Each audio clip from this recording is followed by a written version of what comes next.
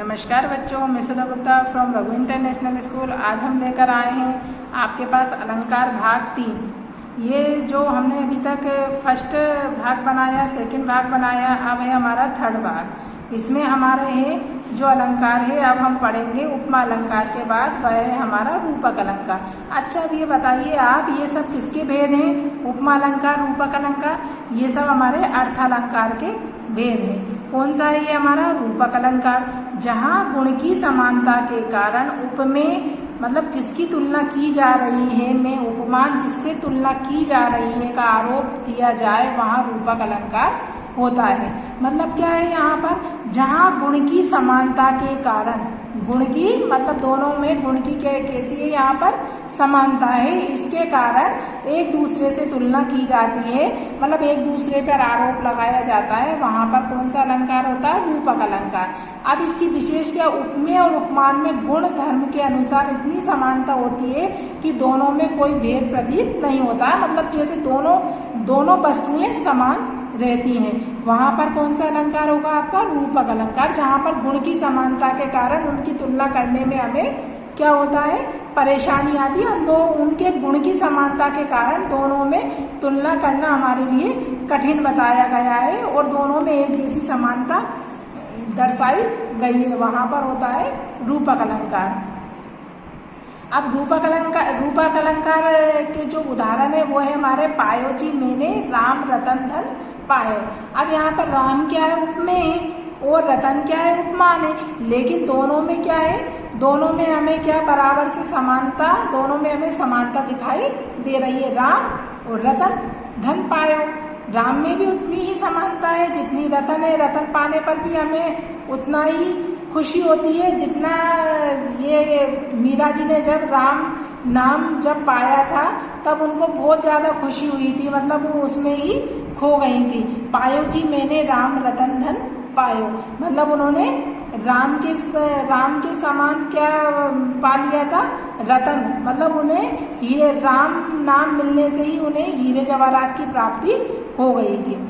राम रूपी रतन धन मतलब रूपक अलंकार। अब हमारा जो सेकंड उदाहरण है वो इसका है चरण कमल बंदो हरि राई। अब यहाँ पर क्या है? यहाँ उपमेय क्या है हमारे? चरण, और पर उपमान क्या है? कमल का भेद रूप आरोप है। यहाँ पर चरण की तुलना किससे कर रहे हैं? यहाँ पर इन दोनों में क्या है? समानता है, चरण और कमल। तो यहाँ पर ये बताया गया हरि के चरण उतने ही कोमल है जितना वो कमल रहता है। कमल के समान हरि के चरण कैसे कोमल है। तो इसी तरह यहाँ पर एक दूसरे पर आरोप प्रकट किया गया है। मैया में तो चंद्र खिलौना ले हो। यहाँ उपमेय क्या है हुआ? चंद्र है और उपमान क्या है? खिलौना है। तो यहाँ पर जो ये वाली जो पंक्ति है वह किससे कही थी? ये वाली पंक्तियाँ जब श्री कृष्ण भगवान ने चंद्र को देखा था, चंद्रमा को जब नीचे पानी में देखा था, तब उनको वो खिलौने के आकार का लगा और वो अपनी माँ यशोदा से जिद करने लगे कि माँ मैं तो ये चंद्र खिलौना ही लूंगा, मतलब चंद्र के समान वो खिलौना। तो दोनों एक दूसरे में समानता प्रकट कर रहे हैं। अब हमारा है थर्ड वाला अर्थालंकार का जो तीसरा भेद है वह है हमारा उत्प्रेक्षा अलंकार। कौन सा भेद है हमारा? उत्प्रेक्षा अलंकार। जहाँ उपमेय पर उपमान का भेद रूप आरोप होता है, अर्थात उपमेय को उपमान जैसा मान लिया जाता है। मतलब जो उपमेय रहता है हमारा उसको हम कैसा मान ले? उपमान जैसा ही मान लिया जाता है। वहां पर क्या होगा? हमारा उत्प्रेक्षा अलंकार होगा।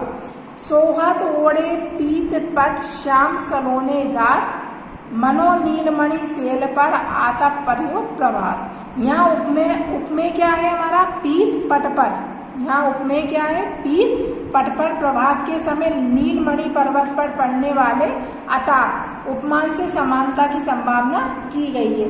मतलब यहाँ पर यह बताया गया है कि जिस तरह सोहत ओढ़े पीत पट श्याम सलोने गात, मतलब जिस तरह पीत पट मतलब हमारा जो पटका रहता है वो सुबह की जब प्रभात मतलब सवेरा होता है तो उसकी किरणें नीलमणि पर्वत पर पड़ने वाले, मतलब जो नीलमणि पर्वत रहता है उस पर जब किरणें पड़ती हैं तो वो भी इसी तरह से दिखाई देता है। मानो सोहत ओढ़े पीत पट श्याम, मतलब जैसे श्याम कैसे पीले कलर का पटका ओढ़कर बैठे हुए हों, इस तरह से वह पर्वत दिखाई देता है। तो इन दोनों में समानता दर्शाई गई है। अब इस उत्प्रेक्ष अलंकार को हमें पहचानने के लिए भी, जैसे अगर हमें कुछ भी समझ में ना आए तो हम किसके थ्रू पहचानेंगे, मतलब हमारे पास क्या ट्रिक होना चाहिए इसे पहचानने के लिए। तो इसकी पहचान करने के लिए हमारे पास मानो, मनहु, जानो, जनऊ, ज्यो, जनु आदि इस तरह के शब्द, जैसे अभी हमने यह देखा सोहत ओढ़े पीत पट श्याम सलोने गात मनो नीलमणि सेल पर आतप पर्यो प्रभात। अब यहाँ पर कैसे पहचानेंगे, यहाँ पर क्या आया, मनो। तो ये कौन सा अलंकार हो गया, हमारा उत्प्रेक्ष अलंकार हो गया। अब इसी तरह हमारा इसका फोर्थ अलंकार आता है हमारा कौन सा, अन्योक्ति अलंकार। कौन सा अलंकार है हमारा, अन्योक्ति अलंकार, जहाँ उपमेय के बहाने उपमान के बारे में कुछ कहा जाए। मतलब यहाँ पर ये बताया गया है, यहाँ पर एक व्यक्ति को रखकर किसी अन्य व्यक्ति के बारे में, उसके बारे में कुछ कहा जाए। नहीं पराग नहीं मधुर मधु, नहीं विकास ही काल, अली अली सो बिंदो आगे कौन हवाल। यह उपमान कली में बंद भ्रमर है। भ्रमर मतलब अली अली मतलब भोरा के बहाने प्रस्तुत, मतलब यहाँ पर भोरे के बहाने, यहाँ पर किसके लिए उपमान के बारे में बताया गया। यहाँ उपमान कौन है, यहाँ पर में राजा जयसिंह है और उपमान कली में बंद भ्रमर, भ्रमर मतलब भोरे के बहाने, मतलब भ्रमर के बहाने यहाँ पर राजा जयसिंह के बारे में कहा गया है। यहाँ पर किसके बारे में कहा गया है, यहाँ पर राजा जयसिंह के बारे में बताया गया है। लेकिन ये किसके माध्यम से बताया गया है, यहाँ कली में बंद भ्रमर। जैसे हम किसी को देखकर किसी का उदाहरण देते हैं ना, इसी तरह यहाँ पर कली में बंद भ्रमर मतलब भोरे के बहाने यहाँ पर राजा जयसिंह के बारे में यहाँ पर बताया गया है। अब अतिशयोक्ति अलंकार, अतिशय प्लस उक्ति मतलब बढ़ चढ़कर बोलना, मतलब किसी भी वस्तु के बारे में या किसी व्यक्ति के बारे में बढ़ चढ़कर बात कहना, वो होता अतिशयोक्ति अलंकार। अब अतिशयोक्ति का मतलब जहाँ किसी वस्तु, पदार्थ या कथन का वर्णन लोक सीमा से बढ़ा चढ़ाकर किया जाए, वह अतिशयोक्ति अलंकार होता है। जैसे अतिशयोक्ति अलंकार का एक उदाहरण, हनुमान की पूंछ में लगन न पाई आग, लंका सिगरी जल गई, गए निशाचर भाग। मतलब यह कहने का मतलब है कि हनुमान की पूंछ में आग तो लगी नहीं और लंका उनकी पूरी जल गई। तो ये यहाँ पर क्या, इस चीज का यहाँ पर बड़ा चढ़ाकर वर्णन किया गया है। इसी तरह देखी सुदामा की दिन दशा, करुणा करके करुणा निधि रोए, पानी परात को हाथ छुओ नहीं, नीलन के जल सो पग धोए। तो मतलब यहाँ पर बताया गया है कि सुदामा ने की दीन दशा देखकर कृष्ण भगवान ने पानी से चरण धोने के बजाय उन्होंने किससे चरण धो दिए, उनके आंसुओं से ही चरण धो दिए। यहाँ आंखों से अनपेक्षित आंसुओं से अविरल धारा के रूप में प्रस्तुत किया गया है। मतलब यहाँ पर बड़ा चढ़ाकर उन्होंने बात कही है।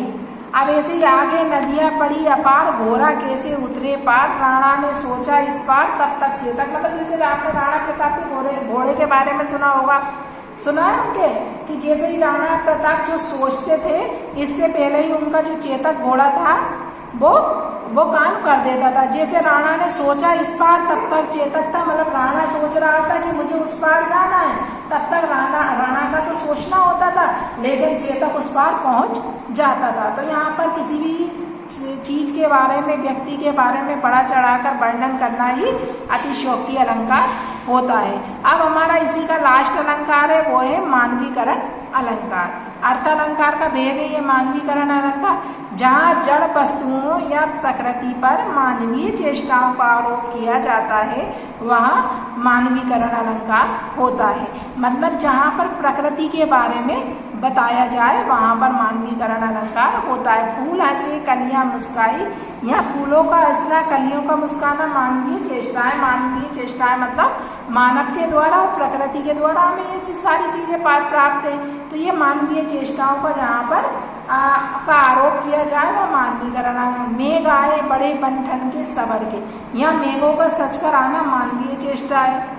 जैसे इस तरह से हम सजते हैं, उसी प्रकार से यहाँ पर भी मेघ क्या आए, बड़े सज धज कर आए। तो यह मानवीय चेष्टा है। और दूसरा प्रकृति का यहाँ पर वर्णन किया गया है।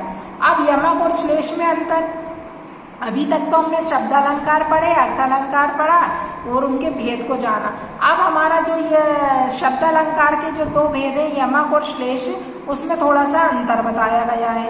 यमक एक शब्द एक से अधिक बार प्रयुक्त होता है और उसके अर्थ अलग अलग होते हैं, मतलब वहां पर शब्द के अर्थ अलग अलग होते हैं और शब्द तो एक अनेक बार आता है लेकिन उनके क्या अर्थ है। जैसे कनक कनकते 100 गुना, मतलब यहाँ एक कनक का मतलब सोना होता है, एक कनक का मतलब धतूरा होता है। श्लेष अलंकार किसी एक ही शब्द के अर्थ अलग अलग होते हैं। मंगल को देख पट देत बार बार, मंगल को देख पट देत बार बार, पट के दो अर्थ हैं, कौन कौन से, एक वस्त्र और एक, यहाँ मतलब यहाँ पर एक ही शब्द दिया गया है लेकिन वह शब्द अपना अलग अलग शब्दों के साथ मिलकर अलग अलग भेद बताता